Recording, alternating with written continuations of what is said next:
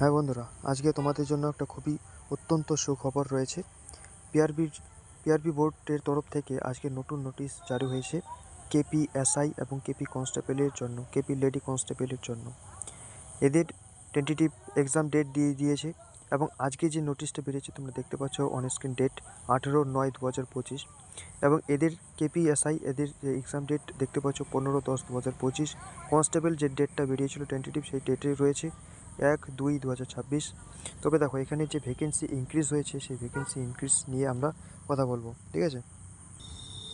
দেখো গাইস, এখানে তোমার কেপি এসআই এবং কেপি কনস্টেবল এবং কেপি লেডি কনস্টেবল এদের যে ভ্যাকেন্সি সেটা কতটা ইনক্রিজ হয়েছে সেটাকে আমরা দেখি। দেখো এখানে মেল প্রার্থী যারা রয়েছে কনস্টেবল তাদের যে ভ্যাকেন্সি ছিল 3624টা সেটাই রয়েছে এবং লেডি কনস্টেবলের যে ভ্যাকেন্সি সেটা 3330টা ছিল, সেটা কিন্তু বেড়ে 345টা হয়েছে, অর্থাৎ 15টা ভ্যাকেন্সি বেড়েছে লেডি কনস্টেবলের। তো এটুকুই, এই 15টি ভ্যাকেন্সি বেড়েছে, ঠিক আছে। তো জোরদার লেগে থাকো, একদিন না একদিন সফল হবেই। এটা তোমাদের জন্য আজকের সুখবর ছিল, তোমরা লেগে থাকো, ঠিক আছে, হাল ছাড়বে না। জয় হিন্দ, জয় ভারত।